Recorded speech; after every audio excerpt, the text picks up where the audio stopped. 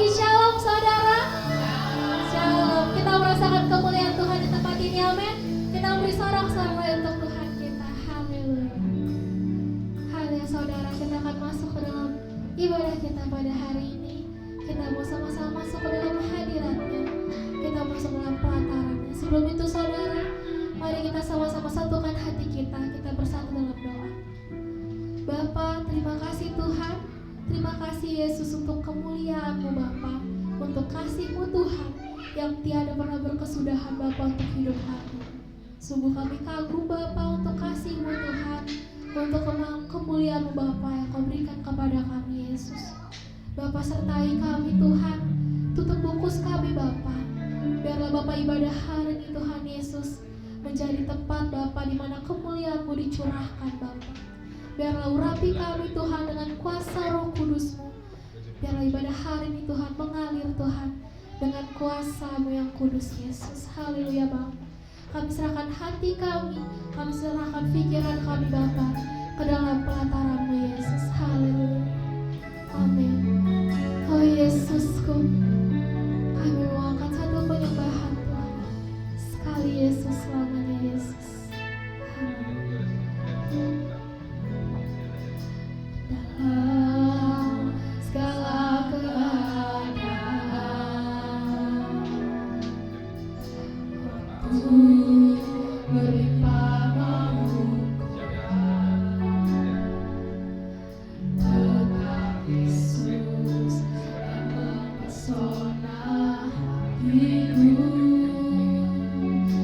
Dia beri damai dan kesempatan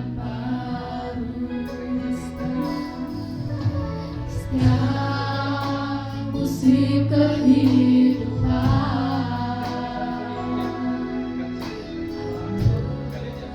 Tuhan mau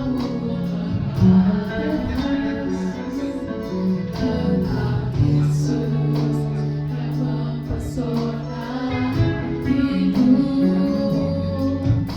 Dia beri hidup dan kesempatan baru.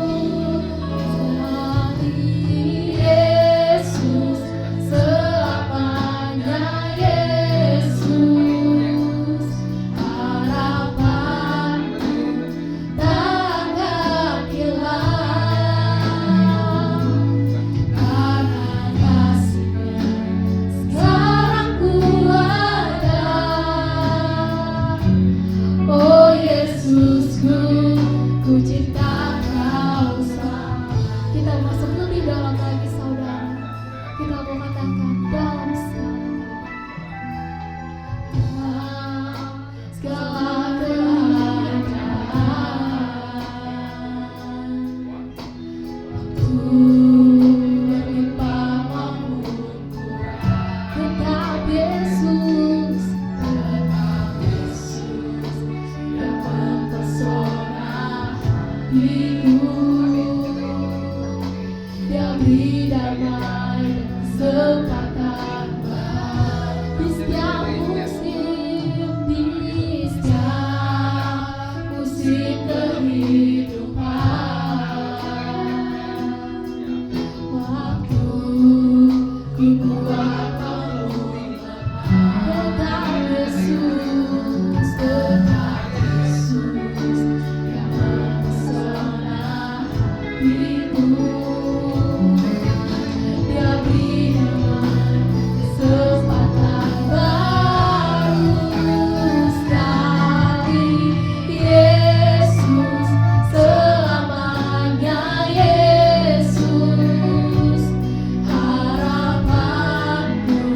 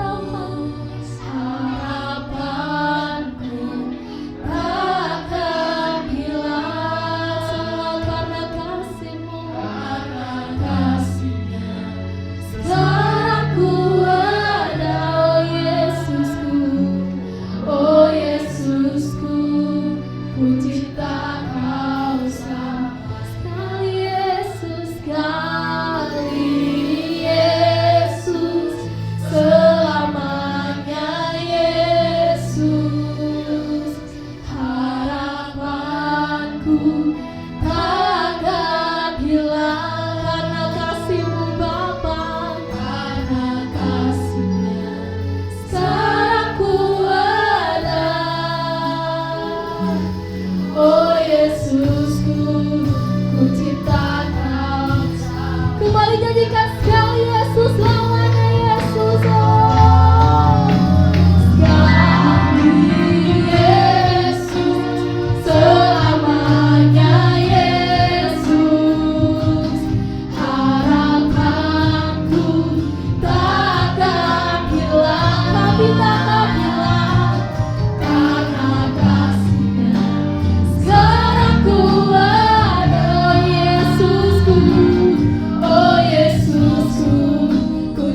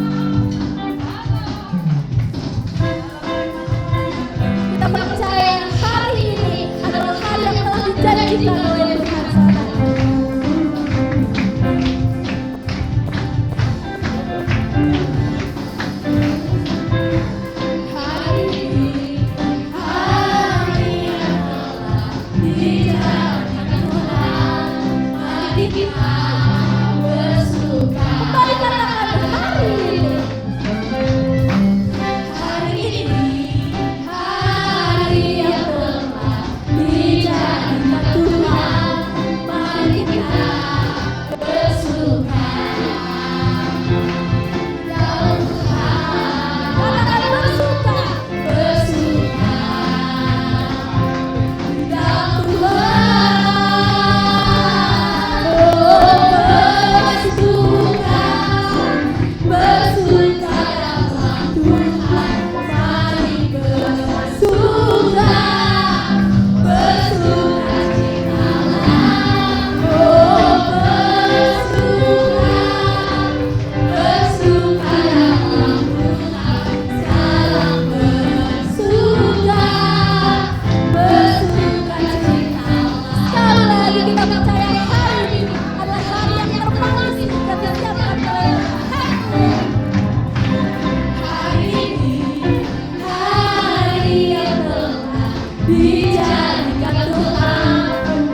Bersuka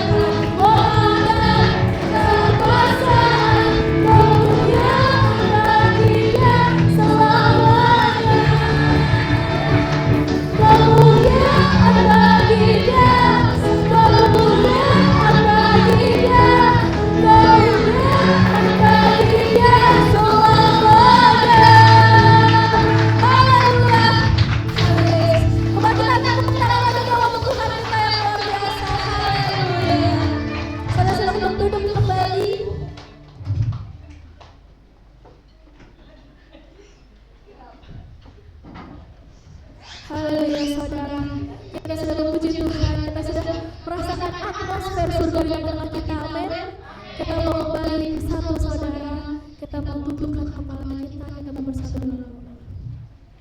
Haleluya Yesus, haleluya Bapa. Sungguh kami rasakan Bapa kekuatan, kemenangan baru Tuhan yang berasal daripadamu Tuhan. Terima kasih Tuhan. Kalau sebentar Tuhan, kami akan kembali terhubung dengan Yesus. Kau yang mau duduk diam Tuhan, kami ingin mendengarkan firman-Mu Bapa. Biarlah firman yang disampaikan Tuhan bisa menjadi memang dan kekuatan Bapa bagi tubuh bagi hidup kami Tuhan. Kau berkati hamba-Mu Tuhan yang membawa firman-Mu. Biarlah firman yang disampaikan Tuhan bisa Bapa menjadi kemuliaan Yesus untuk kerajaan-Mu di hati kami. Haleluya Yesus. Kami siapkan hati kami buka hati kami untuk kembali terhubung dengan-Mu Yesus. Haleluya. Amin. Kita bersama-sama angkat pujian. Terhubung. Haleluya.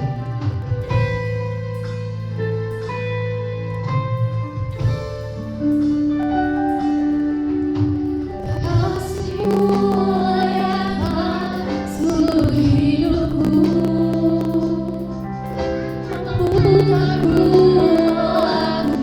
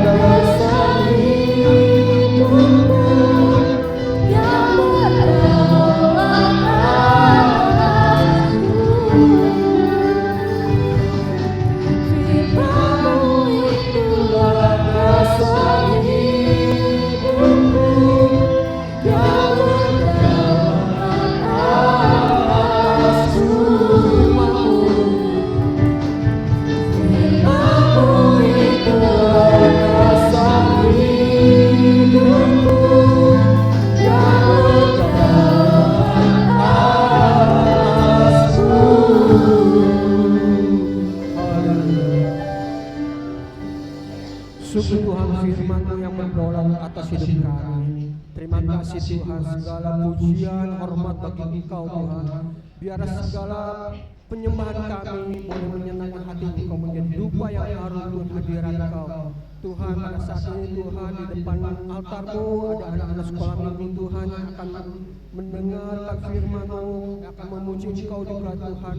Kau tolong Tuhan anak-anak-Mu, urapi masing-masing Tuhan anak-anak-Mu ini Tuhan. Biar Roh yang Kudus Tuhan memberkati mereka, memberkati hidup mereka ya Bapa. Biar hidup mereka Tuhan boleh ada Tuhan di dalam kasih Engkau, dan mereka juga ada dalam pemeliharaan Engkau. Dari kecil hingga mereka dewasa, mereka boleh hidup di dalam Engkau Tuhan. Biar mereka menjadi anak-anak kesayangan biji mata Engkau Tuhan. Terima kasih Tuhan, berkati orang tua mereka, berkati rumah tangga mereka masing-masing. Demikian juga bagi guru-guru yang mengajar, berikan mereka hikmat, berikan mereka urapan juga Tuhan. Biar hati mereka juga ada Tuhan untuk menyenangkan hati Engkau, untuk membimbing anak-anak ke jalan yang benar Tuhan. Terima kasih, Kau berkati Tuhan ibadah sekolah minggu ke dalam tangan Engkau kami serahkan di dalam nama Yesus Kristus. Bapa, demikian juga kami sebentar akan mendengar sabda firman-Mu yang kami butuhkan dalam hidup ini Tuhan, agar hidup kami Tuhan boleh berkenan, boleh kuat di dalam Engkau. Khusus firman ini Tuhan boleh menjadi rema, menjadi kekuatan baik untuk hidup kami maupun untuk gereja di tempat ini. Bapa, urapi hamba-Mu, kuasai dengan Roh-Mu yang kudus Tuhan. Hati kami, ruang ini Tuhan, Roh Kudus menguasai kami semua, sehingga firman-Mu Tuhan boleh benar-benar berdaulat dalam hidup kami dan gereja di tempat ini. Urapi Tuhan kami semua Bapa, di dalam nama Yesus Kristus kami berdoa. Amin.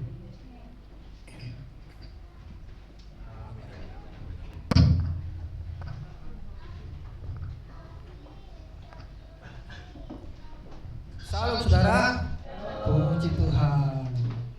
Oh, jadi tinggi nih. Ya, hari ini kita bertemu lagi. Penuh semangat saudara. Semangat ya. Jangan loyo-loyo. Ya, iman kita harus semangat selalu.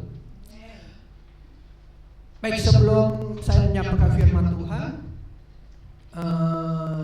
kita baca dulu ya ayat pengantar. Kalau bisa kita baca dari kitab seluruh satu perikop ya. Dalam Wahyu 3 ayat 14 sampai ke 22 ya. Kita akan baca bergantian ya. Kita baca dulu seluruh ayatnya ya. Udah dapat saudara? Ya, perikopnya dalam Wahyu 3 ayat 14 dan selanjutnya dikatakan kepala jemaat di Laodikia. Kita bergantian, saya ayat genap, saudara ayat ganjil. Setelah itu kita sama-sama pada ayat terakhir ya. Ayat 14 saya akan mulai. Dan tuliskanlah kepada malaikat jemaat di Laodikia, inilah firman dari Amin, saksi yang setia dan benar, permulaan dari ciptaan Allah.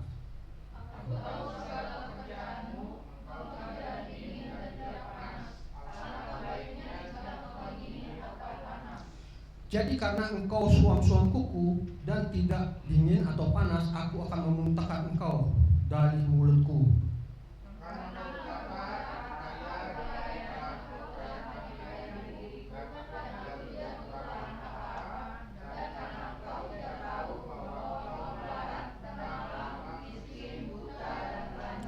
Maka aku menasihatkan engkau supaya engkau membeli daripadaku emas yang telah dimurnikan dalam api, agar engkau menjadi kaya, dan juga pakaian putih supaya engkau memakainya, agar jangan kelihatan ketelanjanganmu yang memalukan, dan lagi minyak untuk melumas matamu supaya engkau dapat melihat.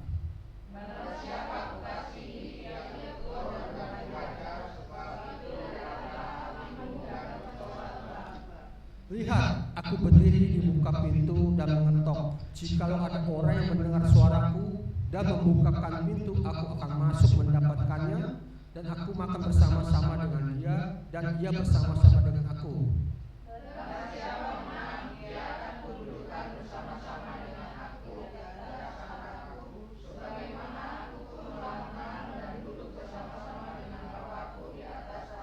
Ya, bersama-sama. Siapa bertelinga hendaklah yang jemaat. Amin. Ya saudara ya, hari ini kita punya satu tema. Coba temanya boleh kita tampilkan. Yang bertema apa tadi dia tampil sebentar itu? Suam-suam kuku. Nah, ada tahu nggak suam-suam kuku artinya apa? Nah, tidak panas dan dingin di tengah-tengah. Nah, ini gambarnya gambar kopi ini paling nikmat ya. Kalau panas nggak bisa diminum, tapi ada juga suka dingin pakai es. Tapi kalau anget-anget itu, waduh enak ya, nyaman saudara ya.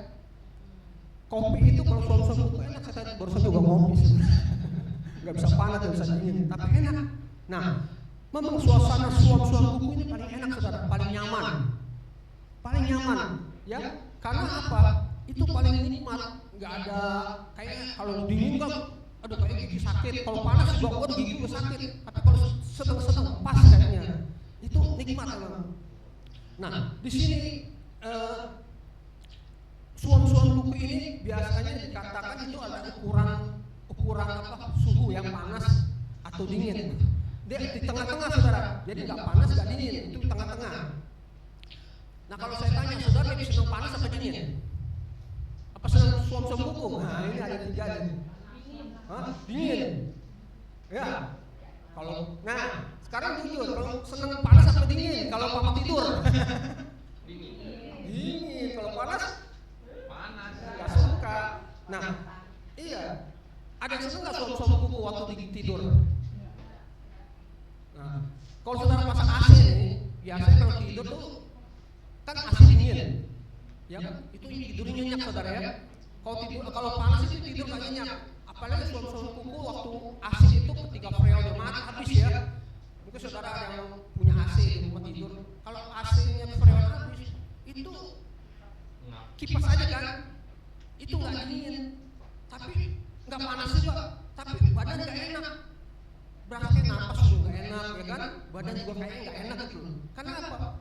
Apalagi ruangan tertutup. Nah itu suam-suam kuku. Tapi ada juga kalau yang orang mungkin senang pakai kipas angin ya. Tapi memang tergantung orangnya saudara ya. Kalau cuaca dingin, malas bangun saudara. Ya kan kalau tidur apalagi, malas bangun. Nah, contoh saudara gini ya, kalau sikap seseorang suam-suam kuku juga pernah mengalami nggak saudara? Ketemu orang yang sikapnya suam-suam kuku gitu loh. Pernah nggak ngalamin? Jadi orang itu sikapnya dingin enggak, panas enggak?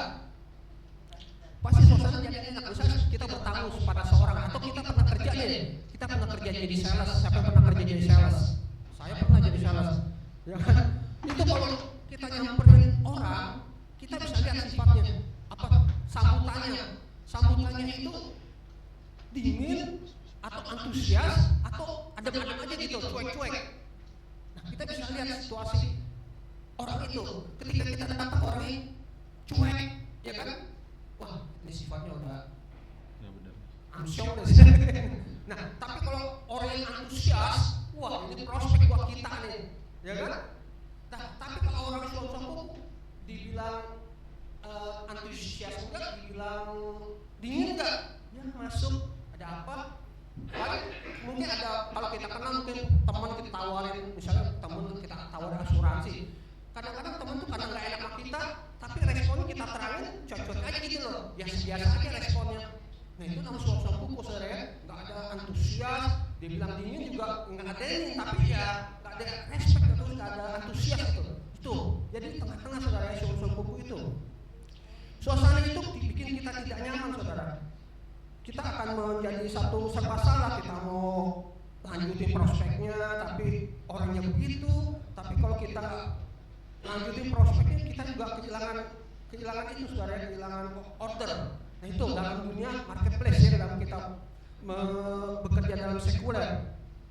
Tetapi ada lagi saudara, kalau kita sikap kita sama Tuhan suam-suam kuku, kira-kira saudara bagaimana sikap Tuhan juga terhadap kita? Misalnya Tuhan nih, kita kayak ketemu Tuhan, ya cuek aja gitu loh. Kita nggak mau apa panas, nggak mau dingin, kayak roh kita biasa-biasa aja ketemu Tuhan. Tuhan juga melihat kita saudara kayak gimana ya? Orang nih kayaknya Padahal Tuhan mau jawab doa kita, tapi karena kita nggak terlalu respect sama Tuhan, ya udah, akhirnya ngambang kita, doa kita jadi awan-awan, ya kan, nggak bisa pertolongan Tuhan, mujizat nggak bisa terjadi. Karena apa? Kita di tengah-tengah antara percaya nggak percaya, terus antusias sama Tuhan dengan doa kita seolah ya udah ngambang di tengah-tengah aja, udah ngambang, udah nggak ada jawaban, saudara. Karena apa?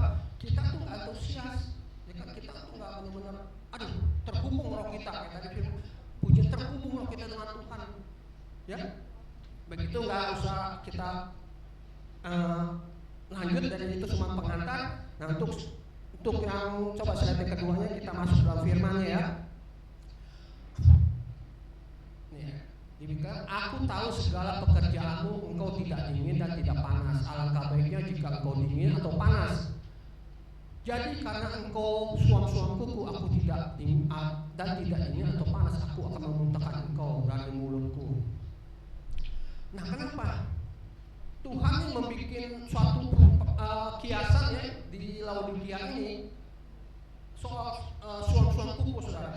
Ini ada satu historisnya, saudara ya. Ternyata kota Laodikia ini dia mengalami kesulitan air, ya, kesulitan air bersih, air kesulitan. Mereka itu mendatangkan air ini dari sebelah selatan Laodikia, dan mereka itu membuat satu kayak terowongan batu itu untuk taruh air, untuk mengalirkan air ke kota terdekat untuk mengalirkan kepada penduduk, ya. Nah, jarak antara Laodikia dengan air yang disalurkan itu ada beberapa kilo, saudara, melalui pipa-pipa batu. Nah, perjalanannya sebenarnya air ini dingin, asal sumbernya dingin di sana. Tetapi ketika air mengalir, itu kan mengalami perjalanan jauh melalui pipa-pipa batu ini. Itu mengalami lama-lama itu akhirnya sampai di kota, air itu menjadi antara tidak dingin, tidak panas, hangat-hangat aja gitu loh. Nah, itulah makanya Tuhan bikin perumpamaan suam-suam kuku ya di Laodikia, supaya apa? Mereka mengerti. Kan saya udah bilang kalau Tuhan memberikan satu pengajaran pasti melalui kiasan, saudara. Ya, melalui perumpamaan.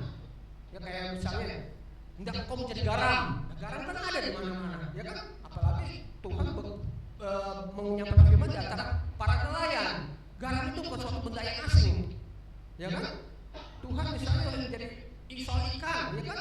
Tuhan juga soal jalan, soal apa? Jadi penjalan ikan apa? Semuanya itu yang dikenal.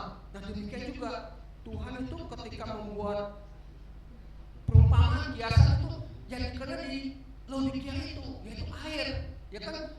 Air yang rasanya akhirnya suam-suam kuku, antara panas tidak, dingin enggak. Makanya adalah ayat itu yang dikatakan engkau tidak panas tidak dingin seperti air yang suam-suam kuku. Ya, jadi perumpamaan itu pas sekali untuk orang Laodikia. Mereka biar kenal, istilahnya tahu ini situasi yang Tuhan akan sampaikan. Baik, next selanjutnya. Nah ini ada satu gambar ya, di mana nih dalam Wahyu 3 ayat 15. Ayat 15 dikatakan ini, saya bacakan ya. Aku tahu segala pekerjaanmu, engkau tidak dingin dan tidak panas. Alangkah baiknya jika engkau dingin atau panas. Nah, ini ayat yang tadi saya bilang, engkau tidak dingin, tidak panas. Ya, tapi Tuhan tahu hati kamu, hati orang-orang Laodikia ini. Ya, bahwa Tuhan tahu segala pekerjaanmu. Tuhan mengetahui keadaan rohani kita, saudara ya. Tidak ada yang tersembunyi di hadapan Tuhan, semuanya itu terbuka. Ya, Tuhan melihat hati, ya. Tuhan melihat motivasi, dan Tuhan melihat kesungguhan iman kita, saudara. Jadi saya gambarkan ini orang Kristen ini seperti wadah ya, wadah cangkir ini, saudara ya. Di cangkir ini ada terisi air panas, air dingin, ya, dan juga suam-suam kuku. Kira-kira saudara bisa melihat nggak di mana yang terisi air panas, air dingin, air suam-suam kuku ketika cangkir ini ditaruh di meja? Kita lihat dari jauh. Bisa bedain nggak? Nggak bisa bedain. Yang terlihat apa aja, saudara? cangkirnya, ya kan? Tapi isi ketahuan nggak? Kita nggak bisa tahu, ya kecuali kalau kita rasain, kita lihat, kita pegang. Oh ini dingin, oh ini panas, oh ini hangat. Jadi Tuhan itu walaupun manusia itu kelihatan luarnya, ya entahlah cangkir itu terbuat dari emas, dari perak atau dari plastik, itu terlihat yang penting itu dalamnya, saudara. Ya, apakah dalamnya air panas, air dingin atau air hangat? Jadi segala sesuatu itu Tuhan tidak melihat apa yang di luar, ya kan? Tuhan melihat apa yang di dalam. Ingat waktu Samuel memilih Daud, ya ketika itu Daud ini dipilih oleh Tuhan melalui siapa? Nabi Samuel. Baik, saya baca nih, ini ada ayatnya nih. Ya, dari 1 Samuel 16 ayat 7 dikatakan begini. Tetapi berfirmanlah Tuhan kepada Samuel, janganlah pandang parasnya atau perawakan yang tinggi, sebab aku telah menolaknya. Bukannya melihat manusia melihat Allah, melainkan manusia melihat apa yang di depan mata, tetapi Tuhan melihat hati, ya kan? Jadi Tuhan itu tidak melihat kekayaanmu, ya. Tuhan tidak melihat kecantikan, ketampananmu, kedudukan, kepandaianmu. Tuhan tidak melihat. Tuhan hanya melihat yang perhatikan apa? Hati kita, kesungguhan kita, ya. Walaupun mungkin kita kelihatannya aktif di gereja, ya kita mungkin ya orang sibuk lah, tapi segala sesuatu motivasi itu dari hati, saudara, yang dilihat Tuhan, ya. Walaupun saudara pinter, saudara bagaimana, hati yang dilihat, ya kan? Kurangnya apa, saudara? Saudara Daud itu tinggi gede semua, saudara. Perawakannya, waduh, istilahnya udah layak menjadi seorang komandan, saudara. Ya, Samuel pun hampir tertipu. Wah, ini nih yang dipakai Tuhan, dan gede-gede kan saudara si Daud kan. Tapi nanti ditolak semua. Yang apa kelihatannya manusia, waduh, ini yang dipakai Tuhan, ternyata nggak dipakai sama Tuhan. Justru Daud yang imut-imut, saudara, yang masih muda itu dipakai sama Tuhan, ya, dipilih sama Tuhan. Inilah orang yang berkenan di hatiku. Nah, diurapi ya, jadi raja si Daud ini, ya. Baik, next selanjutnya. Biar cepat, saudara, ini agak banyak juga soalnya apa slide-nya. Mengapa orang bisa menjadi suam-suam kuku? Nah, ini ada ayat selanjutnya. Bagaimana kita supaya tidak suam-suam kuku? Tuhan kasih nasihat, ya. Karena engkau berkata, Tuhan menegur, bukan kasih nasihat, Tuhan menegur ini. Karena engkau berkata, aku kaya dan aku telah memperkayakan diriku dan aku tidak kekurangan apa-apa, dan karena engkau tidak tahu bahwa engkau melarat dan malah miskin serta telanjang. Nah, inilah yang membuat orang bisa menjadi suam-suam kuku, saudara, ya. Ternyata orang-orang Laodikia ini, saudara, ya, mereka ini dikatakan mereka terus sombong, saudara. Ya, terus sombong. Karena pada tahun 60 setelah kelahiran Yesus, 60 setelah tahun 60 Masehi, ya. Kalau saya lihat historis ini, Laodikia ini mengalami musibah. Musibah apa, saudara, di kota Laodikia ini? Terjadi gempa yang luar biasa, berapa itu, ya, sampai istilahnya tuh kerusakannya parah, ya. Jadi Laodikia itu pada tahun 60, antara 60 dan 61 itu mengalami satu gempa yang mengakibatkan kota itu hancur, ya kan, banyak bangunan yang rusak, ya, istilahnya tuh fasilitas itu banyak yang rusak. Nah, pada saat itu orang Romawi, yaitu batu pasing kekaisaran Nero, dia ingin membantu kota Laodikia ini, tapi mereka menolak, ya. Mereka menolak, orang Laodikia ini menolak bantuan dari Kaisar Nero ini, sampai akhirnya, ya, orang Laodikia ini berkata, saya banyak emas, masih banyak persediaan. Jadi mereka berusaha membangun kotanya sendiri dengan kekayaannya, saudara. Memang benar, saudara, karena ini Laodikia ini ada kota perdagangan saudara di situ juga ya. Jadi dia menggunakan apa yang ada, dia bangun semua fasilitas yang rusak semua tanpa bantuan orang bangsa Romawi. Jadi, nah dengan terjadinya musibah itu dia bisa membangun lagi kota-kota yang sudah hancur, dia bangun lagi dengan apa yang ada, dengan kemampuan yang ada, sehingga orang-orang Laodikia ini merasa sombong. Nih, karena kemampuan saya nih, ya kan, punya fasilitas apa punya kemampuan untuk bisa membangun lagi kota yang sudah hancur.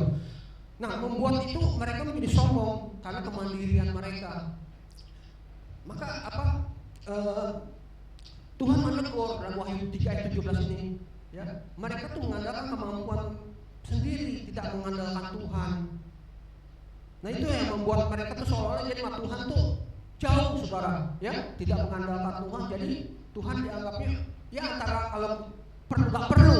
Nah, itu yang membuat orang jadi suam-suam kuku, ya. Jadi kalau saudara punya merasa diri gini loh, wah saya udah cukup kok, keluarga saya udah bahagia, ya kan? Apalagi saya kurang, ya kan? Semuanya ada, fasilitas ada, rumah ada, mobil ada, semua. Kita sudah bebas finansial untuk kekurangan, nggak ada ekonomi segala macam. Kayaknya udah zona nyaman, saudara. Tapi saudara hati-hati, ya kan? Karena itu akan menimbulkan antara kita butuh Tuhan atau enggak, ya kan? Hati-hati hidup kita tuh jangan sampai terlena dengan zona nyaman itu, saudara, ya kan? Nah, itu yang membuat kita bisa hati kita jadi dingin juga, ya. Istilahnya di hati kita udah zona nyaman, istilahnya juga kita nggak ada antusias sama Tuhan lagi, karena tidak membutuhkan Tuhan, udah cukup semuanya kok, apalagi saya butuhin, ya, hidup udah bahagia. Nah, itu teguran juga yang membuat kita hati-hati, karena itu bisa menjadi hati kita yang suam-suam kuku. Nah, selain itu, saudara, selain itu yang menjadi orang bisa suam-suam kuku, ya, ada beberapa hal lagi, yang ada beberapa hal lagi. Karena mereka merasa gini loh, orang itu merasa kita kesombongan itu, mereka nggak menyadari ketika manusia itu lahir. Sebenarnya kalau manusia itu lahir, kita saat itu nggak bisa apa-apa, saudara ada nggak lahir bawa pakaian nggak ada, ya. Ada nggak lahir ketika lahir tuh langsung saudara bisa ngomong? Nggak ada, nggak bawa apa-apa, saudara, ya. Dan ketika mati juga kita bawa apa, saudara? Bisa bawa harta saudara yang banyak itu? Nggak ada juga. Jadi sebenarnya itu kita mesti sadar kesombongan itu nggak ada artinya, saudara, ya. Kita sadar ketika kita lahir, kita mati, kita nggak bawa apa-apa. Nah, itu jadi manusia itu harus sadar diri, ya kan? Jangan sombong dengan kedudukan yang kita miliki, ya kan? Dengan kekuasaan, dengan kekayaan, dengan apapun kemampuan, kepandaian kita, jangan kita sombong. Semuanya itu karena apa? Karena kasih karunia Tuhan, ya. Jadi jangan istilahnya punya pikiran nggak butuh Tuhan, begitu, nggak antusias sama Tuhan, ya. Mungkin saudara, ya kita nih hidup ini, gereja kita ini kayak suam-suam kuku, berasa saudara? Saya merasa, saya hampir sharing sama Pak Gem, kayak rohani kita suam-suam kuku, maju enggak, maksudnya gini loh, bukan soal maju jiwa-jiwa, bukan, maksudnya bukan cuma soal kuantitas, tapi kerohanian itu adem-adem aja, saudara. Ya, saya perhatikan kita hidup ini adem-adem aja, nggak ada tantangan mau bergerak atau mau stuck atau mau bagaimana, ya. Pokoknya kita udah ibadah udah nyaman, kita mau datang ibadah bisa ada waktu kita datang ibadah, kita nggak bisa ibadah ya udah di rumah, atau kita ada urusan yang lain. Tuhan yang nomor 2, yang nomor 3, nomor 4, nomor 5, ya. Kalau saya perhatikan nih, jemaat kita nih hidup rohani suam-suam kuku, saudara. Gereja kita demikian, nggak ada pergerakan, ya. Saya habis sharing sama Pak Kem tadi, saya juga nggak janji Pak Kem saya mau bawa firman suam-suam kuku ini, tapi emang nyata suam-suam kuku itu kita alami di gereja kita, ya. Karena apa, saudara? Kita tuh merasa gini loh, Tuhan sudah piara saya, Tuhan sudah memberkati keluarga saya, Tuhan sudah memberkati gereja saya, ya kan? Tuhan mencukupi gereja saya, walaupun jemaat ini kayak Tuhan udah siapin kok, Tuhan udah ada yang kita butuhin, Tuhan siapin kok. Nah, berkat-berkat itu sebenarnya bisa menjadi kita suam-suam kuku. Karena apa? Kita sudah nyaman. Tuhan mau CHP kok. Dana ada, operasional ada. Ya kan, kayak kita mungkin rumah tangga, wah kita mungkin ada, tabungan ada. Ya, itu membuat kita lupa jadi suam-suam kuku. Jadi gini saudara, ya berkat yang Tuhan kasih sama kita nih, ya setiap hari, setiap minggu kayak kita nih ya, kan operasional gereja itu banyak, ya kan, si beginilah buat biaya apa semuanya, ya biaya operasional pelayanan itu soal emang Tuhan udah cukupin, itu soal kita udah terima, ya pasti Tuhan piara udah. Jadi setiap minggu kita bisa memberikan yang terbaik bagi gereja kita. Kita udah merasa cukup, ya kan? Tuhan udah piara kita kan? Demikian juga dalam rumah tangga. Ketika kita merasa, gue udah cukup belanja ke pasar ada gue, ya kan? Mau pergi ke sono bisa, ya. Jadi dan juga Tuhan beri saya kesehatan setiap hari nih. Tuhan udah berkati saya, ya kan? Nah, tetapi sadarkah saudara, berkat-berkat yang saudara terima setiap hari atau gereja ini bisa berdiri, ya, gereja ini bisa berdiri, bisa berjalan apa adanya, itu menjadi biasa. Ngerti nggak? Maksud saya tuh udah biasa, nggak ada suatu hal yang istimewa. Terima kasih Tuhan, terima kasih Tuhan, nggak ada. Udah biasa kok, Tuhan masih berkati saya, Tuhan masih berkati gereja saya, ya kan? Tuhan masih berkati setiap operasional ada. Jadi berkat yang sudah Tuhan kita terima itu jadi biasa, seperti biasa aja. Contoh saudara bangsa Israel, ketika itu bangsa Israel kan di padang gurun, dia kan diterima berkat apa saudara? Satu, tiang awan, ya, tiang api kan, ketika malam, tiang awan waktu panas, iya betul ya, tiang api waktu malam ya, tiang awan waktu siang. Nah, jadi itu kan satu mujizat kan sebenarnya kan, ya kan? Tapi ketika dialami dari hari ke hari, minggu ke minggu, bulan ke bulan, dari tahun ke tahun udah biasa, bukan mujizat lagi itu, ya kan? Udah hatinya udah biasa, itu pemeliharaan Tuhan kok, udah pemeliharaan Tuhan kok, udah wajib itu Tuhan pelihara anak-anaknya. Satu, ya kan? Itu satu sikap yang Israel udah gak ada berterima kasih sama Tuhan lagi, anggap mujizat itu biasa. Ya, kedua, berkat setiap hari, ya kan? Apa itu? Mana? Ya kan? Terus apa? Minta daging, kasih daging, burung puyuh. Terima kasih setiap hari saudara. Terima kasih setiap hari. Udah biasa, lama-lama tuh biasa. Ya udah biasa terima berkat itu udah biasa, udah gak suatu hal yang kayak itu Tuhan terima kasih tuh. Nyatanya apa? Mereka tidak berterima kasih. Mereka banyak yang ngomel, tetap mereka banyak yang mengeluh, banyak yang gak setia sama Tuhan. Karena apa? Berkat yang sudah diterima setiap hari itu biasa. Udah biasa, Tuhan masih berkati saya. Jadi kalau suatu dianggap udah Tuhan masih berkati saya kok. Udah biasa, nggak ada terima kasih, nggak ada perasaan bagaimana. Terima kasih Tuhan, menyembah Tuhan lebih sungguh lagi, ke gereja lebih sungguh lagi, ibadah lebih sungguh lagi, berdoa lebih sungguh lagi. Nggak ada. Karena apa? Ya udah terima kesehatan juga tiap hari. Tuhan udah piara kok. Memang benar, bangsa Israel itu Tuhan piara loh. Ya kan? Kasih mana, kasih burung puyuh, ada tiang awan, tiang apa, pemeliharaan Tuhan luar biasa. Betul saudara? Tapi nyatanya mereka apa? Memberontak. Mereka sampai nggak? Yang generasi Musa ini sampai ke tanah perjanjian nggak? Kagak. Itu ada pemeliharaan Tuhan nggak? Ada nggak setiap hari kan? Tuhan sendiri yang melihara. Tuhan sendiri yang menyertai, bukan orang lain, bukan malaikat. Waktu malaikat Tuhan berkata sama Musa, Musa, aku udah mau dengan bangsa ini yang tegak-tegak segala macam. Udah, aku tidak mau ada dengan mereka, tapi aku mengutus malaikat ya untuk membawa umat ini ke tanah perjanjian. Musa nggak mau. Karena apa? Dia tahu Tuhan, kalau engkau tidak menyertai aku nggak akan jalan Tuhan. Ya, karena apa? Hanya Tuhan yang sanggup, hanya Tuhan yang bisa sebenarnya membawa umat Israel ke tanah perjanjian. Tapi ternyata dalam perjalanan bangsa Israel ini mereka nggak sampai ke tanah perjanjian, saudara. Kandas di tengah jalan. Yang masuk ke tanah perjanjian generasi siapa? Yosua. Ya, dari anak-anak mereka, dari cucu mereka tuh yang masuk, orang-orang tua yang jauh tuh dari keluar dari Mesir mati semua. Karena apa? Mereka memberontak. Ya. Jadi pelajaran bangsa Israel, saudara, itu gambaran kehidupan kita sehari-hari. Ya, kehidupan kita sehari-hari kalau menganggap berkat ya kan? Apa yang kita terima, napas yang kita dapatin setiap kita hirup napas biasa, ya kan? Anak-anak sehat biasa, ya kan? Dapat fasilitas, dapat ini anak-anak kos biasa itu Tuhan berkati saya kok. Nah, berkat yang biasa ini loh yang bisa kita hati kita jadi suam-suam kuku, saudara, ya. Untuk kewajiban Tuhan kok, kita anak Tuhan kok, Tuhan pasti berkati.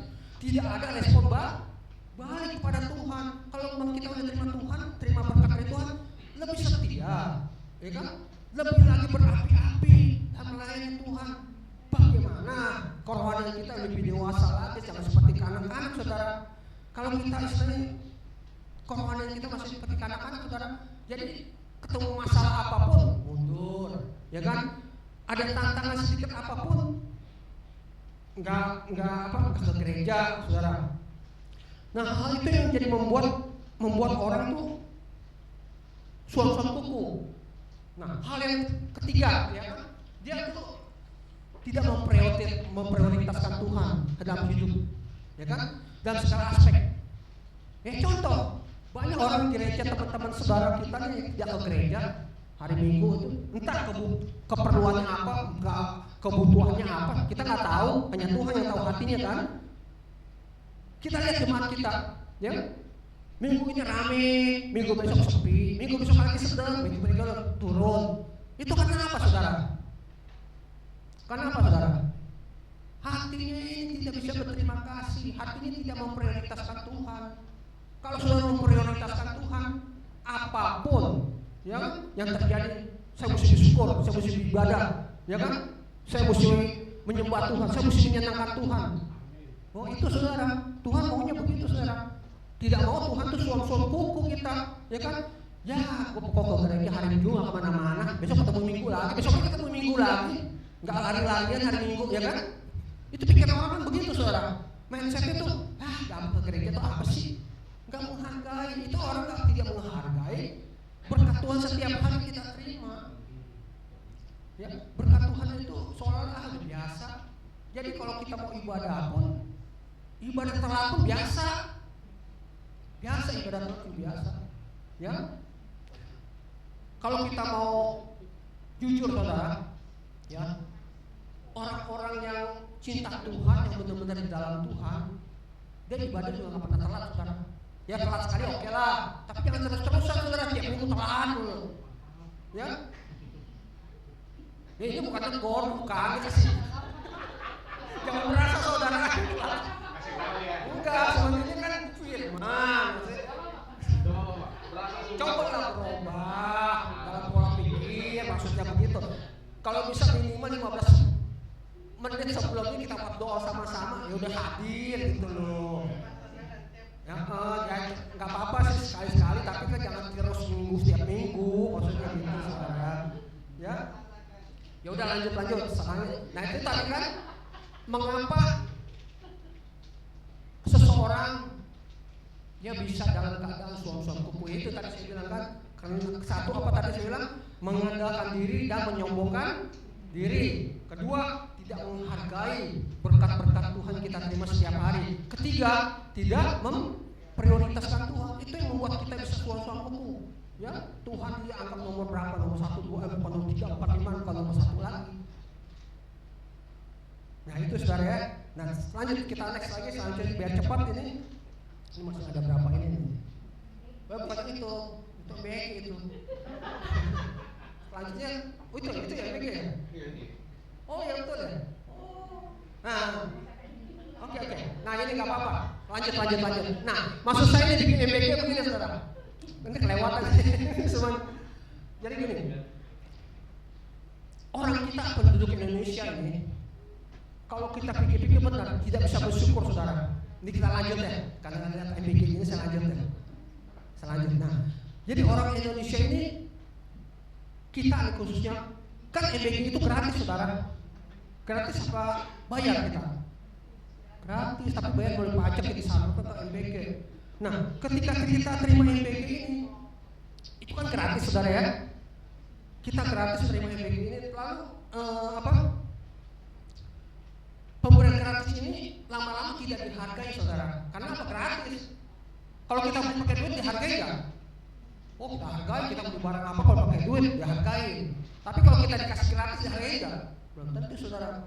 Ya kan kadang-kadang nih kita aja ulang tahun yang udah dikasih ke hadiah sama teman, dikasih ke orang lain lagi. Betul kan? Apa enggak? Iya sering begitu. Karena apa? Kayaknya pemberian tuh gratis kayaknya udah. Nah MBG ini ya kan kita lihat nih menurut Bapak Inas bisa sisa makan MBG terbuang mencapai 1,4 juta ton per tahun setara 14 triliun. Nah 14 triliun sudah terbuang sia-sia. Coba gambarnya Om Patrick. Nah, gambarnya bagaimana tuh? Ya kan tuh, ya banyak kebuang. Karena apa? Istilahnya dia nggak menghargai pemberian makanan itu saudara. Dianggapnya tuh sisa sudah makanannya kayak enak. Makanannya apa ini? Itu MBG saudara. Ya, saya juga tiap hari makan anak saya kan dapat MBG, saya makan terus nasi keras saudara. Gigi sakit. Ya, benar. Asal doang. Jadi dan juga yang terima juga jadi asal doang. Udah nggak dibuang-buang, nggak dimakan saudara. Dan terus terang aja, itu kan rugi saudara, pemerintah juga rugi. Nah makanya, padahal udah dikasih pengorbanan dari pemerintah kasih buat supaya rakyatnya bisa makan bergizi, tapi nyatanya tidak sesuai harapan saudara. Nah demikian juga dalam kerohanian ya, Tuhan Yesus ini saudara, Tuhan Yesus itu kan sudah berkorban buat kita, betul nggak? Gratis nggak? Buat kita terima gratis kan, tapi buat Tuhan yang terima yang ngalamin gimana? Dia mesti disalib, ya kan? Dia mesti nebus dosa kita nih, ya kan? Disalib, dicaci, diseksa. Nah, setelah itu ketika Tuhan sudah disalib terus naik ke surga, kan gratis nih keselamatan buat kita nih. Kita menghargai ya keselamatan itu. Saya pengen tanya, kita menghargai ya? Menghargai secara apa? Nah itu dari hati kita masing-masing ya. Kalau kita menghargai pengorbanan Tuhan, coba saudara, Tuhan itu sudah mati buat saya, nyawa saya ini istilahnya harusnya saya mati, tapi Tuhan tuh sudah nebus, dikasih keselamatan, anugerah, gratis saudara. Harusnya saudara bisa setia, ya bukan mau gue, istilah diri kita yang penting diri gua, ya kan egonya langsung, yang penting gua terserah. Ya Tuhan, keselamatan itu gak dihargai soalnya keselamatan itu biasa. Ya jadi keselamatan itu enggak padahal saudara Tuhan itu berkorban buat manusia itu luar biasa saudara. Ya, harga jiwa manusia itu benar-benar mahal saudara. Kalau keselamatan itu untuk orang-orang kaya saudara, kita gak bakal selamat saudara. Percaya saya.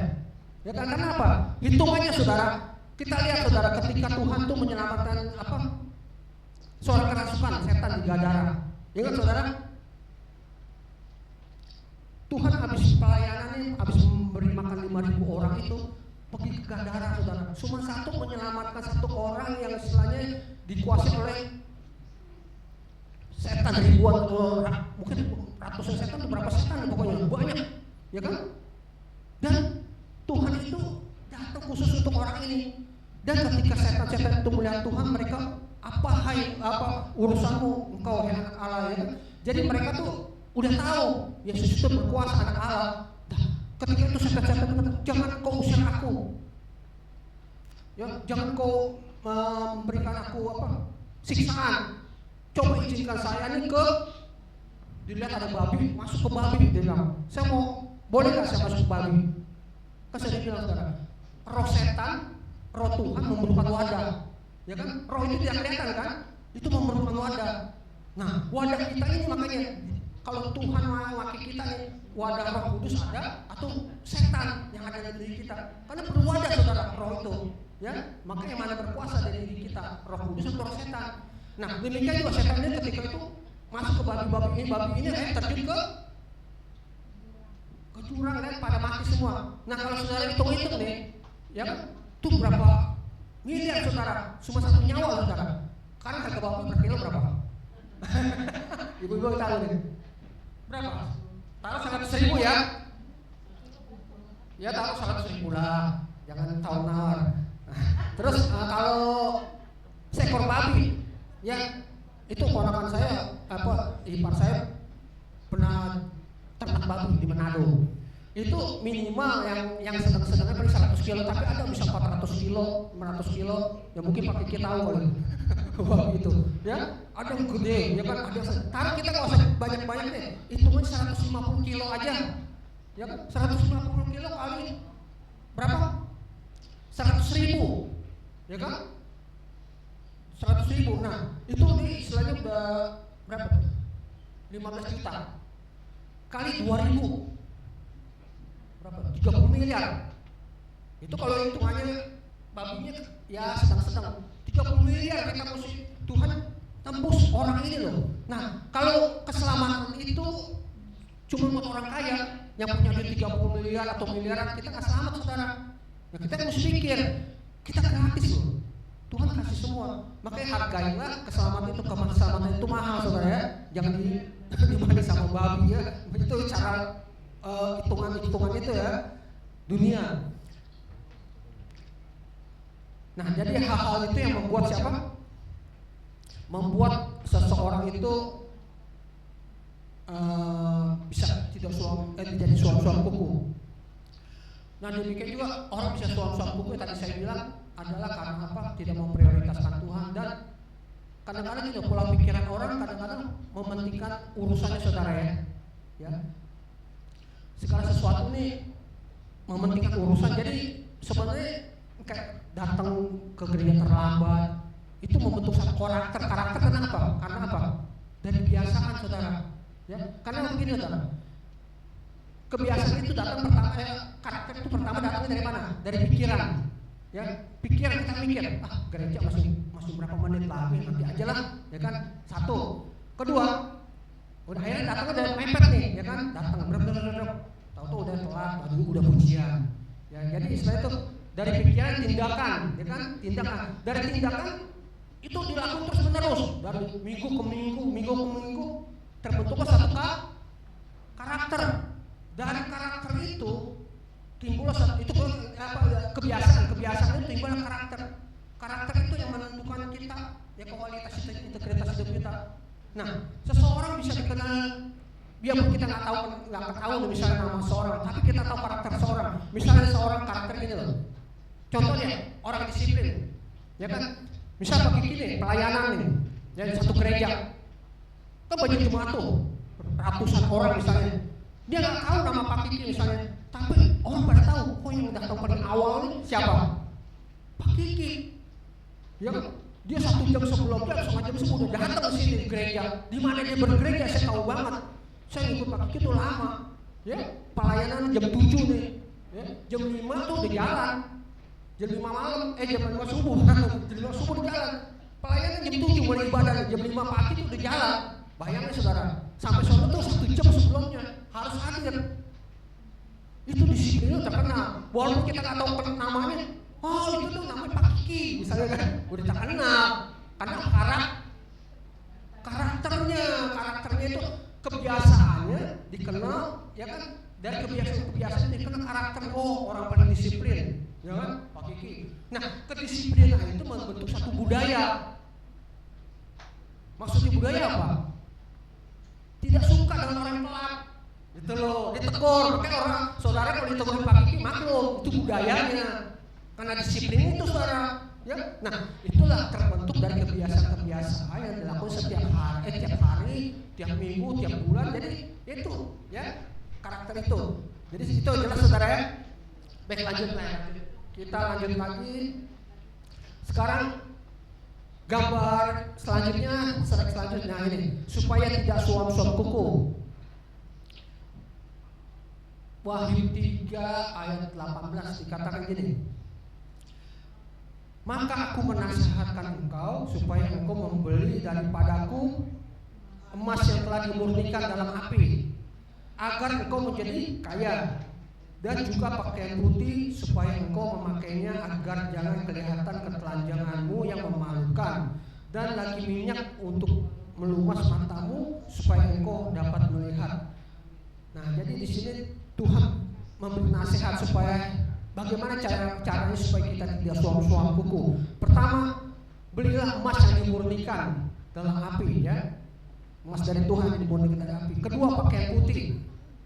Itu soal kebenaran dan kekudusan saudara ya. Ketiga, minyak untuk melumas mata ya, untuk melihat secara rohani saudara ya. Yang pertama siapa saudara ya? emas yang dimurnikan. Emas itu adalah satu benda yang melalui proses pemurnian yang benar-benar melalui pembakaran dengan suhu yang tinggi, saudara. Dulu saya pernah usaha perak, saudara. Ya, saya pernah usaha perak. Bagaimana saya memurnikan perak itu, saudara, dengan satu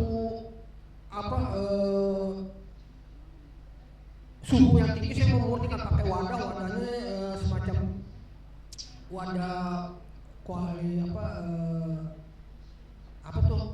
tanah lempur apa sih, kayak tembikar yang itu deh, itu dibakar sama api.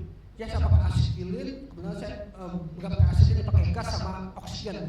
Itu dibakar terus sampai itu mencair, meleleh dari nanti terpisah tuh kotoran-kotoran, kita campur borak, kita sisihin, lama-lama tuh jadi murni. Nah, itu biasanya saya jual ke toko-toko emas ya, perak itu untuk campuran emas. Nah, itu jadi prosesnya saya tahu. Emas yang murni ini benar-benar mau proses yang benar-benar panas, menyakitkan, saudara. Ya. Nah, ini adalah gambaran hidup orang-orang Laodikia ketika itu, ya. Tuhan menasihatkan supaya engkau tidak suam-suamku, untuk kita juga. Kita harus mengalami proses, saudara. Proses kita harus alami banyak pergumulan, ya kan? Masalah yang bertubi-tubi yang harus kita alami melalui hidup ini. Ingat, saudara, pencobaan-pencobaan yang ada kita alami sebenarnya pencobaan biasa, saudara. Itu proses. Ya, dalam 1 Korintus 10 ayat 3 saya katakan apa? Saya baca aja, ini saya juga dicatat ayatnya. Pencobaan-pencobaan yang kamu alami ya pencobaan-pencobaan biasa yang tidak melebihi kekuatan manusia, sebab Allah setia, dan karena itu ia tidak akan membiarkan kamu dicobai melampau kekuatanmu. Pada waktu kamu dicobai, ia akan memberi kepadamu jalan keluar sehingga kamu dapat menanggungnya. Nah, jadi segala pencobaan kita alami suatu proses yang biasa, saudara, bukan suatu yang luar biasa pencobaan itu ya. Kadang-kadang ini, saudara, memang, saudara, kesulitan ya, kekecewaan ini kadang-kadang membuat kita juga suam-suam kuku, saudara ya. Tapi saudara mesti sadar itu ada proses, saudara. Ya, Tuhan mengizinkan proses terjadi untuk melatih iman kita, saudara, sebenarnya. Ya, untuk supaya kita lebih kuat. Saya kan dulu pernah kasih ini, saudara, ilustrasi mungkin saudara masih ingat. Ketika saudara tahu nggak kalau orang Jepang itu senangnya apa? Makan ikan mentah kan, saudara ya? Ya, saudara, ikan mentah senangnya ya, makanya namanya sashimi.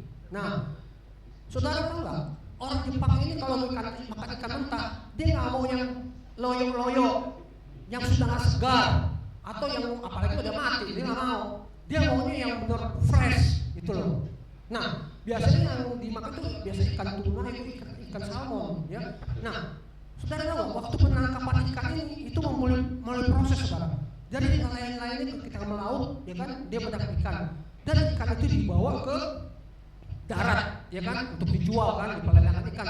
Ternyata ketika sampai di darat, ikan ini pada mampus, pada lemes, ya kan. Nah, jadi ikan yang lemes ini tidak mau diterima oleh orang Jepang, saudara. Apalagi perusahaan restoran nggak mau terima ikan-ikan yang udah setengah mati atau lemes itu. Nah, itu masalah nggak buat mereka? Masalah juga. Nah, gimana ya?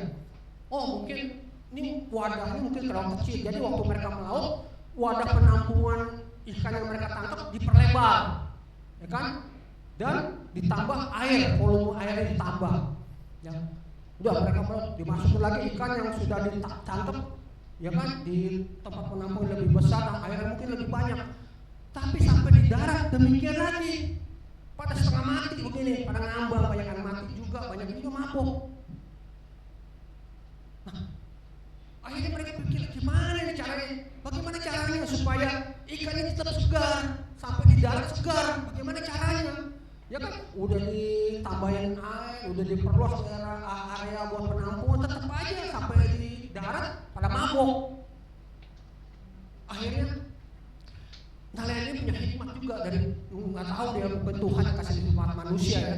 Jadi ketika mereka menangkap ikan, ya, taruh di tempat penampungan yang udah diperluas itu, airnya udah banyak juga. Lalu ketika mereka tampung masuk ke kolam itu buat penampungan, dikasihlah ikan-ikan hiu, anak-anak ikan hiu, bukan ikan hiunya, anak-anak ikan hiu. Nah, ikan hiunya kan ikan predator yang selalu nih mau makan ikan yang lain. Nah, jadi ikan yang ada ini dudak-dudak terus, saudara. Ya dudak-dudak pada lari, terus bergerak terus. Ternyata sampai di darat ikannya masih seger-seger semua, masih fresh. Kenapa?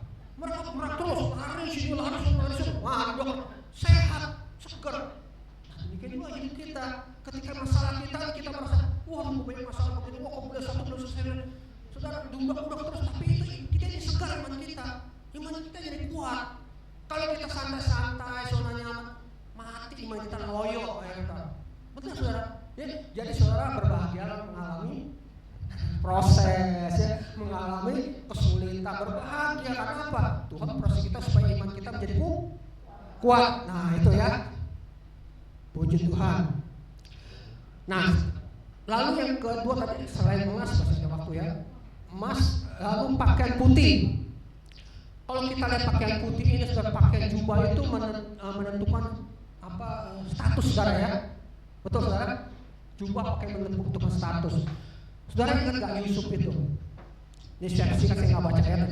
Yusuf itu ketika dia menjadi anak kesayangan, ya, ketika Yusuf ini menjadi anak kesayangan, orang tuanya ini membuat dia satu jubah yang mahal-mahal, ya kan?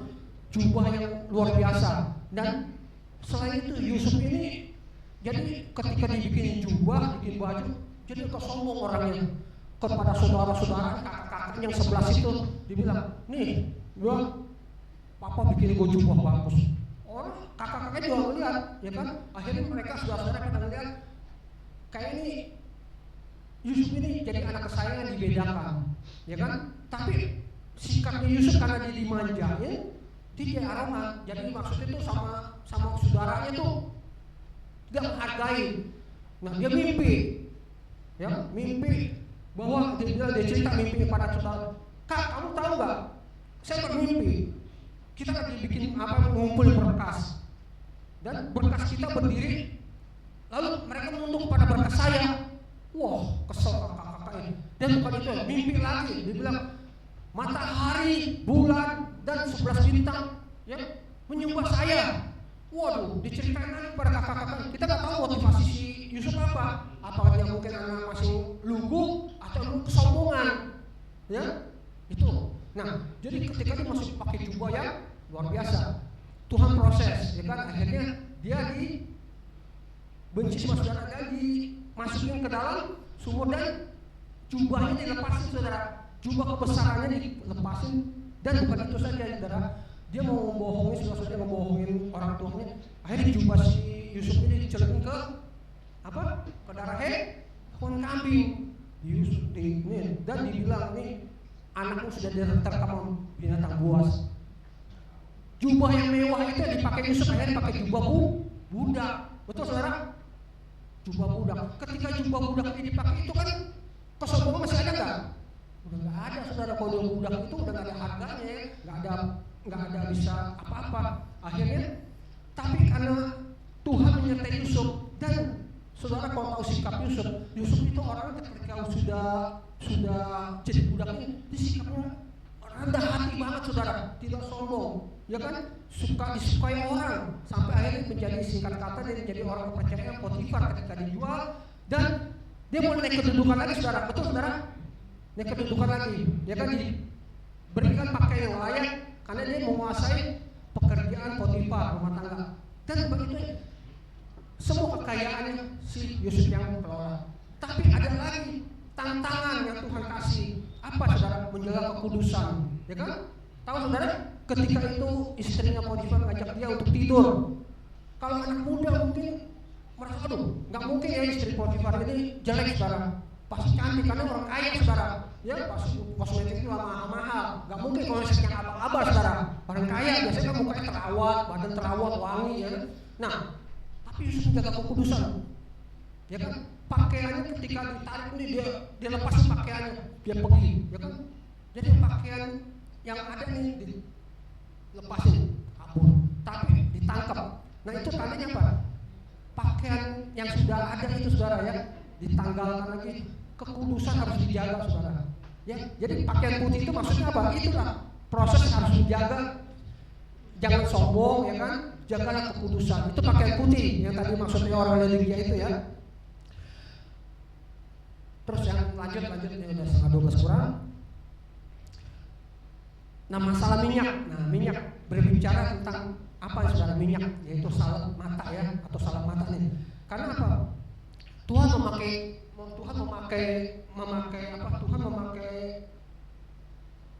perumpamaan minyak saudara. Kalau kita lihat dari story Laodikia, ini kebenaran saya jadi banyak ini Laodikia ya, kota Laodikia saya baca. Nah, di latar belakang Laodikia ini dikenal sebagai pusat perdagangan, ya kan? Dan juga memiliki sekolah kedokteran yang memproduksi salep mata yang terkenal di dunia kuno. Jadi ironisnya kota yang terkenal dengan obat mata justru dinyatakan oleh Yesus sebagai buta secara rohani. Ya minyak atau salep mata itu melambangkan pertolongan Tuhan agar mata rohani mereka terbuka. Nah, jadi saudara, orang Laodikia ini dia mempunyai satu sekolah kedokteran menciptakan salep mata. Jadi istilahnya itu Tuhan memberikan perumpamaan ini supaya mereka tuh ngerti ya matamu harus jelek dan rohani. Jadi 3 hal yang tadi saya bilang kan, kalau kita tidak mau suap-suap hukum, terima nasihat ini. 1, terima apa? Beli emas yang sudah dimurnikan, ya kan? Kedua apa? Ingat nggak tadi? Pakailah jubah, ya kan? Jubah putih yang sudah dikuduskan, ya kan, dari Tuhan, sudah dibasuh jubahmu. Ketiga, salapi matamu supaya bisa lihat hal-hal kebaikan Tuhan, hal-hal yang rohani. Ya. Nah, ini selanjutnya jadi ketika itu ayat selanjutnya itu Tuhan bilang, orang hendak engkau menerima apa? Ketika Tuhan mengetok. Nah, ini ayat 20, lihat aku berdiri di muka pintu dan mengetok. Jikalau ada orang mendengar suaraku dan membukakan pintu, aku akan masuk mendapatkannya. Aku makan bersama-sama dengan dia dan bersama-sama dengan aku. Nah, barang siapa menang akan kududukkan bersama-sama dengan dia, bersama-sama dengan aku di atas takhtaku, sebagaimana aku pun telah menang dan duduk bersama-sama dengan Bapakku di atas tahtanya. Nah, jadi Tuhan tuh mengetok hati kita, ya kan? Kalau kita lihat gambar ini, Pak Gembala pernah ngomong kayak ini. Tuhan kita lihat gambar itu pintu depan handle nggak ada handle-nya saudara, pintu depan itu. Jadi ketika Tuhan mengetok pintu, tok tok tok tok, yang harus buka yang mana? Orang dalam Tuhan nggak ngebuka sendiri saudara. Pintu itu Tuhan nggak ngebuka sendiri, tapi harus dari dalam. Ya kan? Kalau Tuhan mengetok hati kamu nih, hati kita semua. Ya, ketika Tuhan ketok, tok tok, aku mau datang. Tuhan misalnya mau datang nih, ketok, saudara nggak bukain, Tuhan nggak bakal masuk. Karena apa? Handalnya nggak ada, Tuhan juga nggak mau dobrak, ya kan? Harus kita yang mau buka dari dalam. Tuhan masuk, Tuhan, saya terima Engkau Tuhan sebagai juru selamatku. Nah itu, jadi benar. Gambar ini ilustrasi benar-benar saudara. Tuhan mengetok, kita harus bukain. Kalau kita tidak mau bukain, Tuhan nggak bakal masuk. Ya, bagaimana Tuhan mau makan sama-sama kita? Bagaimana kita mau menang kalau Tuhan tidak ada? Ya saudara. Nah untuk next selanjutnya, yang terakhir ini saudara. Biarlah rohmu menyala-nyala. Janganlah hendaknya kerajinanmu kendor. Biarlah rohmu menyala-nyala dan layani Tuhan dengan Tuhan layani Tuhan ya Tuhan. Nah jadi saudara, firman Tuhan katakan hendaklah rohmu menyala-nyala selalu ya, panas selalu saudara, semangat selalu ya, jangan dingin, jangan suap-suap kuku ya. Amin saudara ya. Karena apa saudara? Kalau kita melayani Tuhan dengan setia, Tuhan itu tidak mau pintar saudara. Percaya pelayananmu tidak sia-sia saudara. Ya Tuhan akan membayar. Jadi pelayananmu tidak sia-sia. Tuhan akan bayar apa pelayananmu, apa yang kamu lakukan dalam kerjaan Tuhan. Ya, Tuhan akan membayar semuanya. Jangan takut istilahnya hidup saudara nggak ada masa depan. Masa depan saudara pasti ya penuh harapan, damai sejahtera. Ya, Amin. Puji Tuhan, firman Tuhan tidak berpanjang. Mari pemusik kita silakan maju. Kita akan nyanyikan satu lagu terhubung. Ya, refnya kita nyanyikan refnya ya. Biar roh kita terhubung selalu dengan Tuhan, agar Tuhan itu ada dalam hidup setiap aspek kehidupan kita, saudara ya. Janganlah saudara mengandalkan diri kita sendiri. Jangan juga kendor ya kan. Pelayanan setiap masalah yang kita hadapi dianggap suatu proses dari Tuhan. Refnya aja. Lagu terhubung saudara ya.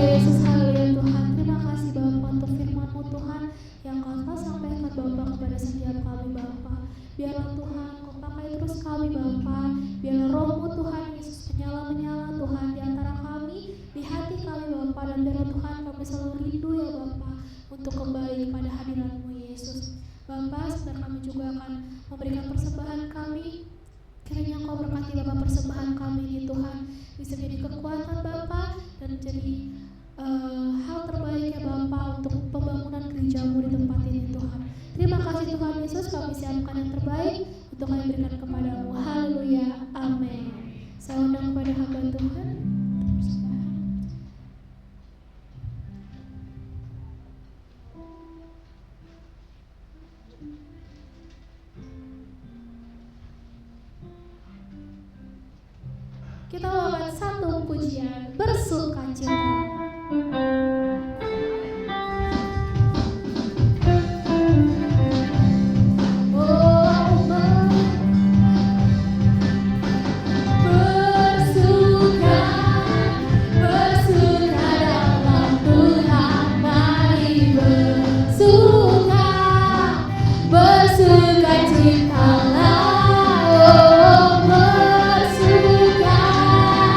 Bersuka dalam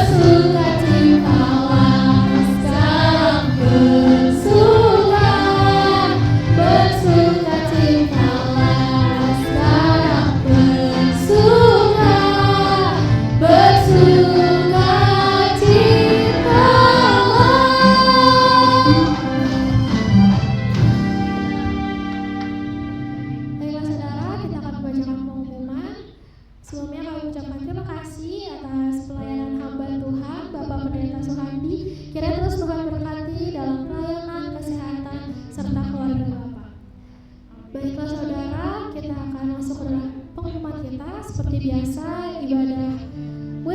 ibadah kita akan masuk dalam ibadah doa semalam suntuk. Ibadah doa semalam suntuk akan diadakan pada Jumat minggu pertama ini saudara, dan kita akan dilayani dari pastor luar gereja kita. Jadi untuk saudara yang bisa hadir untuk doa semalam suntuk untuk Jumat ini, kami mengundang saudara semua. Mari kita bersatu bersama saudara, bersekutu dalam doa kita. Kita berdoa untuk bangsa ini, untuk gereja ini, dan untuk semua jemaat kita. Baiklah saudara, di hari Sabtunya kita akan berkumpul bersama di ibadah WBI. Untuk ibu-ibu sekalian bisa dapat hadir ke ibadah WBI yang diadakan di Gereja Betani Jemaat Immanuel pukul 3 sore sampai dengan selesai. Selanjutnya kita akan berkumpul kembali saudara di ibadah raya kita yang akan diadakan setiap hari Minggu pukul 10 pagi sampai dengan selesai di Gereja Betani Jemaat Immanuel. Ibadah raya kita disertai dengan ibadah sekolah minggu. Lalu setelah ibadah raya akan dilanjutkan dengan ibadah youth yang akan diadakan pukul 1:30 siang sampai dengan selesai. Selanjutnya saudara, untuk saudara yang rindu melayani dapat menghubungi ibu gembala kita dan juga saudari Verly. Baiklah saudara, itu saja pengumuman pada hari ini. Kita akan tutup ibadah kita. Kita mengangkat satu penyembahan layaklah segala bangsa.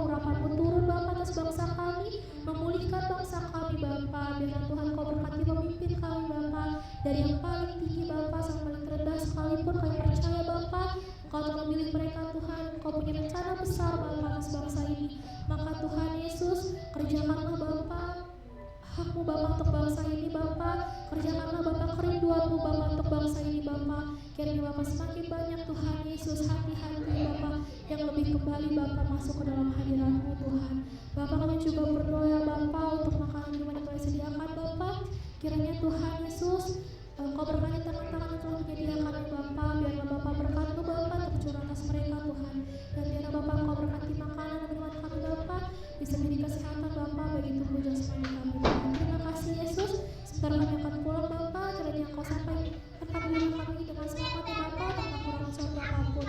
Kami siap ya Bapa untuk menerima berkat yang daripada-Mu Tuhan. Mari saudara kita berdiri, arahkan hati pikiran kita, tangan kita kepada Tuhan Yesus Kristus yang akan memberkati kita pada siang hari ini. Saudara-saudaraku, pulanglah dan terimalah berkat cinta kasih dari Allah Bapa kita, yaitu Tuhan Yesus Kristus, yang akan memberikan kita damai sukacita, sehingga kita akan terus dipakai untuk kemuliaan nama Tuhan, baik di dalam setiap pelayanan kita, usaha kita, kegiatan kita, pekerjaan kita, dan kita akan menjadi kepala untuk kemuliaan nama Tuhan Yesus Kristus. Kehidupan kita akan terus naik karena Tuhanlah yang akan memberkati kita bersama keluarga kita mulai siang hari ini sampai Maranatha. Tuhan Yesus datang kedua kali menjemput kita di awan-awan yang permai. Bagi kita yang telah menerima berkat, mari sama-sama katakan dengan iman kita, amin.